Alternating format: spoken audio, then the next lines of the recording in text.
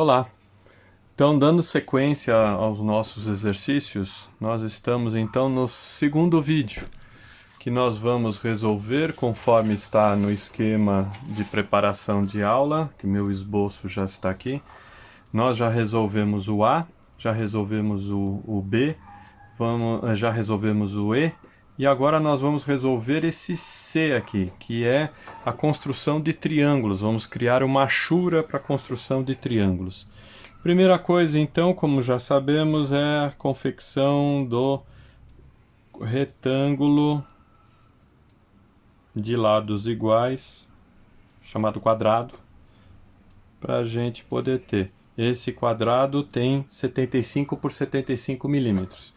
Como instrumental que nós vamos utilizar, além do grafite, não mais utilizaremos o esquadro de 45. Agora nós utilizaremos o esquadro de 60 graus. Então, se a gente mentalizar aqui, ó, não quero ter o brilho do reflexo, ó, este é o ângulo de 60 graus, este é o ângulo de 30 graus e este é o ângulo de 90 graus. Nós vamos utilizar bastante este ângulo de 60 graus. Tá? Para a construção de triângulos equiláteros. Então, colocando aqui, que são os triângulos equiláteros. Fazendo uma série. Para essa construção, nós vamos conhecer um filósofo, matemático, arquiteto e por aí vai para a gente colocar, que foi Tales de Mileto. Ele foi um grego que viveu aproximadamente de 623 antes da nossa era até 558 antes da nossa era, e nós temos ele como referencial desta descoberta de subdivisão de subdivisão. Opa, parece que ficou agora sim. Não pode virar, meu. Minha pipoca foi filmada de novo. Não consegui comer! Vamos comer aqui. Então, Tales de Mileto. A gente sempre adota o nome da cidade que ele nasceu. Então, só para considerar. Foi ele que fez a descoberta ou desenvolveu esse conhecimento um pouco mais, que sempre teve presente, da divisão de segmento de reta em partes proporcionais. Então, o que a gente está utilizando aqui? Nós temos essa construção aqui. Nossa, hoje eu estou azarado. Essa construção aqui a gente vai acabar dividindo em diversos triângulos equiláteros. Primeira etapa que a gente vai resolver. Nós vamos fazer uma reta qualquer para dividir proporcionalmente esta face aqui, que eu posso ter como ponto inicial esse segmento e ponto final AB, em 7 centímetros, ou em 7 unidades. E ela tem 75 milímetros. Então a gente não teria como fazer, e se utilizássemos qualquer tipo de instrumento para medir e tentar subdividir utilizando uma calculadora, daria erro. Então a divisão proposta por Tales de Mileto é muito mais fácil, que ela dá exato, ela é geométrica. Então a primeira questão que a gente tem que fazer é construir uma reta auxiliar qualquer. Quando a gente fala uma reta qualquer, é uma reta que não tem pretensão de definição muito específica, mas essa reta, eu vou fazer a partir do ponto B, podia ser feito a partir do ponto A ou de outros, ela tem que ter uma inclinação que não fique muito próxima da horizontal e nem totalmente na vertical, porque senão haverá mais problemas. Esta aqui até que está próxima demais, mas a gente vai mantê-la. E nessa reta que a gente criou aqui, nós vamos produzir uma divisão, aí sim, em 7 unidades. Eu posso usar meu escalímetro de qualquer maneira. Se essa reta fosse maior ou se eu fizesse aqui, eu poderia utilizar de qualquer maneira qualquer uma dessas subdivisões. Quer usar dedo? É impreciso. Quer usar borracha? É impreciso. Mas você pode. Nós temos um escalímetro. Vamos utilizá-lo. Então, a partir do B, eu ponho aqui, como vou dividir em 7, eu vou pôr aqui já a consideração do 7 como unidade. Vou fazer uma marcação, 2, lembrando aqui que vocês vão fazer todo esse desenho instrumentado. Eu estou fazendo a mão livre para facilitar, mas é totalmente instrumentado. E aí depois, o que nós vamos fazer? Nós vamos fazer essa subdivisão aqui chamada de 1, 2, 3, 4, 5, 6 e por último 7, para a gente poder ter como referencial. Nós vamos, não nos esquecemos que é 0, 1, então aqui seria o 0. Tem uma incorreção, vocês por favor me perdoem, para a gente poder trabalhar. Nós vamos passar a transferência desses pontos de cima para a reta de baixo. Então o que a gente faz? Faz o uso do jogo de dois esquadros, porque eu tenho que fazer com que eles sejam paralelos. A primeira medida, ou o primeiro traço que nós vamos fazer é ligando este ponto a este. Então nós temos colocação aqui, ó. Vocês estão acompanhando. Eu vou traçar aqui. Agora eu vou usar a régua aqui, ó. Pronto. Fiz esse traço. Agora, eu segurando muito fortemente esse esquadro, eu vou para o ponto 2 e faço a transferência também. Depois eu vou para o ponto 3, seguidamente. Depois para o ponto 4. 5 aqui. Lembre-se que eu fiz a anotação, esqueci do 0, 1, 2, 3, então por isso que está tendo mais uma unidade a mais ali. Mas fazemos a transferência. Então, dividimos este espaço, 1, 2, 3, 4, 5, 6, 7, tá? Em 7 espaços. Então, o que eu estou marcando aqui não seria nem ponto, e sim os espaços. E aí eu vou ter essa consideração aqui, ó, de ter, por exemplo, se eu vou... Tá me incomodando. Então esse aqui é o 0, esse aqui é o 1, esse aqui é o 2, esse aqui é o 3, esse aqui continua sendo o 4, esse aqui o 5, esse o 6 e o último o 7. Aham. Então eu vou ter aqui a marcação do 7, o ponto chamado 7 linha, o 6 linha, o 5 linha, 4 linha, 3 linha, 2 linha e 1 linha, para a gente poder ter essa função aqui trabalhando numa boa. A partir desse momento, eu vou ter que utilizar vocês com a régua paralela ou a utilização dos esquadros.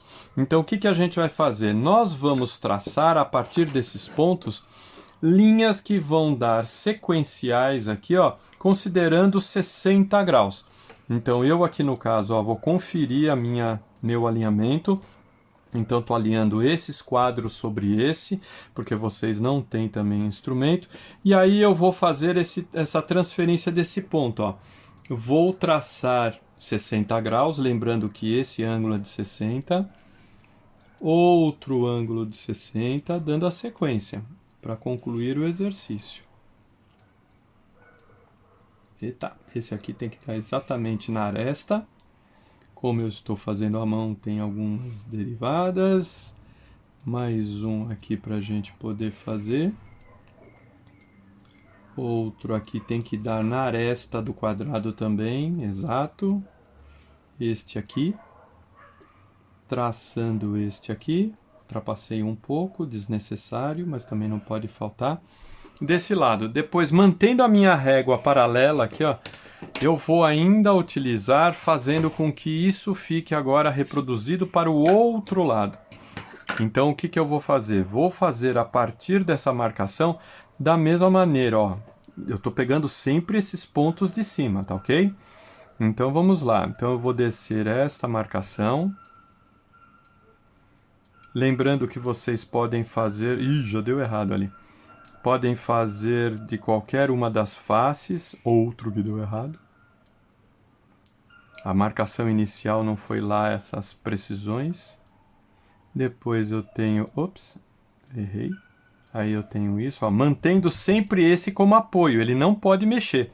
Só esse outro de 60 graus que vocês podem movimentar. Vem aqui. E essa última marcação, a fita crepe segurando um pouco, isso acontece sempre. E vem para o lado de cá, ok? O que eu acabei fazendo aqui, ó, vocês vão perceber que eu não tenho como fazer para este lado. Não está faltando esse pedaço aqui. Como é que a gente poderia resolver esse problema, já que o objetivo é fazer uma grade que tenha todos esses triângulos, que aqui por enquanto estão losangulares, fechados. Então o que a gente pode fazer? Nós podemos utilizar da artimanha de puxar a nossa régua paralela para que ela esteja alinhada aqui e você vai puxando os pontos na sequência. Então, ó, eu tenho esse ponto aqui, eu tenho esse outro ponto, ou seja, eu estou colocando a régua paralela. Ela tem que ser construída paralelamente. Aí eu estou fazendo essa outra construção. Eu vou pular um aqui para poder fazer. Manualmente não está saindo muitas coisas boas.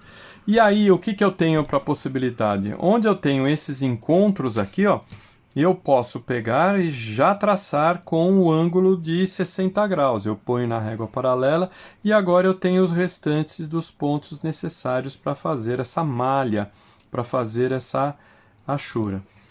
Então, o que é importante nessas horizontais é que é para elas fecharem todo o conhecimento. E lógico, se você está fazendo triângulo, agora é necessário que você complete totalmente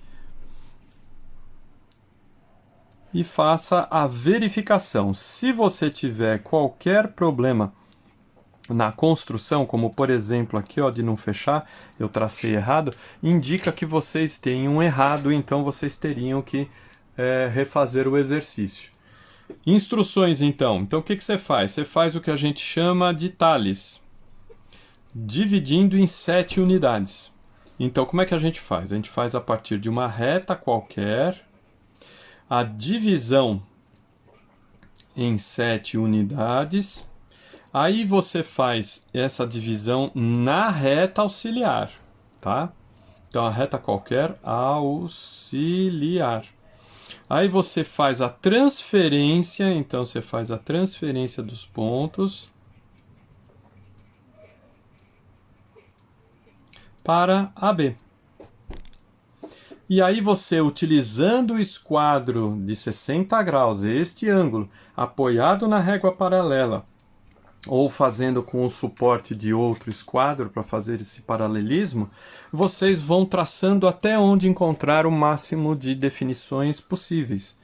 Depois, para completar, você pode fazer o traçado de linhas horizontais que vão encontrando com as retas já existentes, dos segmentos já existentes, vocês vão poder transferir isso de uma forma perfeita, vai acontecer. Não está muito exato aqui, mas que é para a gente definir. Além disso, eu queria colocar para vocês alguns conhecimentos, como vocês estão vendo aqui. Nós temos uma classificação de triângulos para poder discutir. Eles podem ser feitos, essa classificação, pelos ângulos.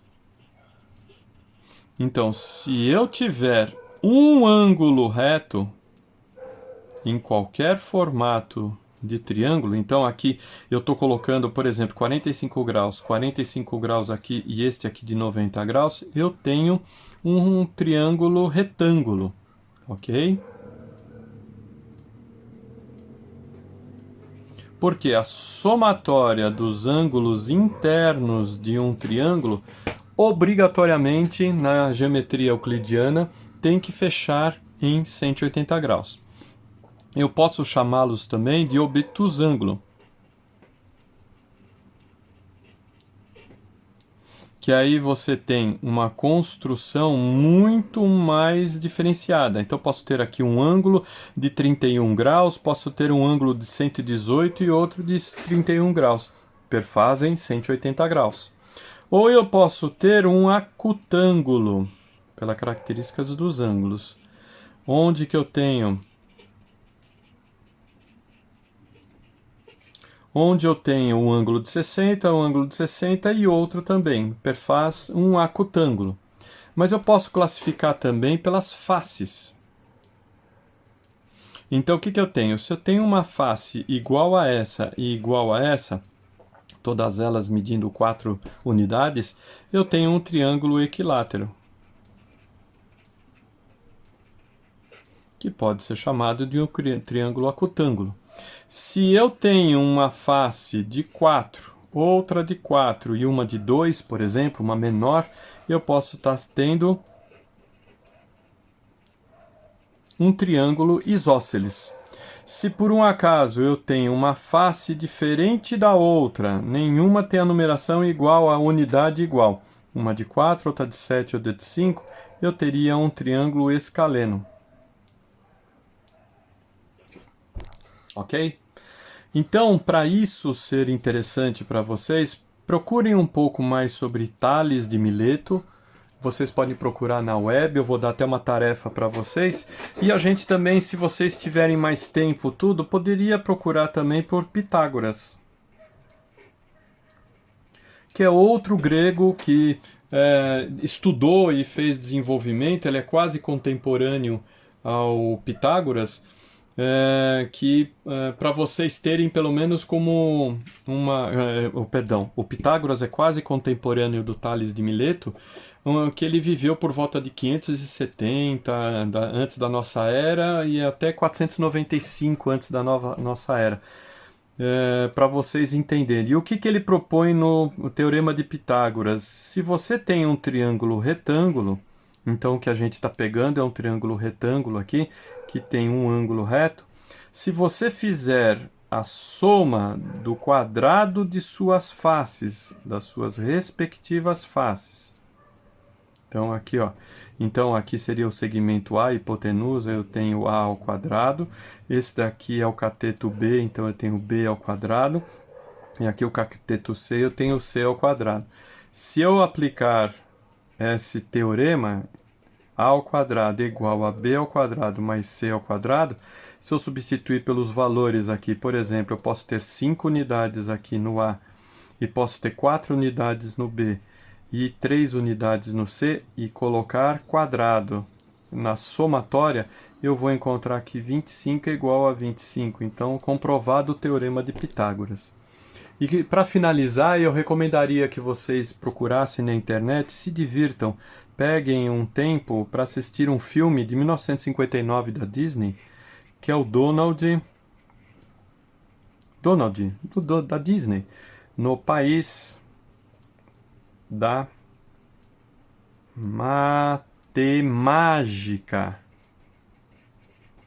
Então é um filme da Disney de 1959, onde que passa por diversos conhecimentos. E lá pelo 7º minuto, eu geralmente mostro isso nas minhas aulas, lá pelo 7º minuto até o 15º minuto dele, está disponível na internet, no YouTube, façam essa pesquisa.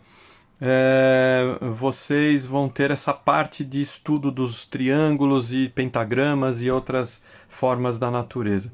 Ele não é totalmente correto, mas vale a pena de vocês irem entrar, tá bom?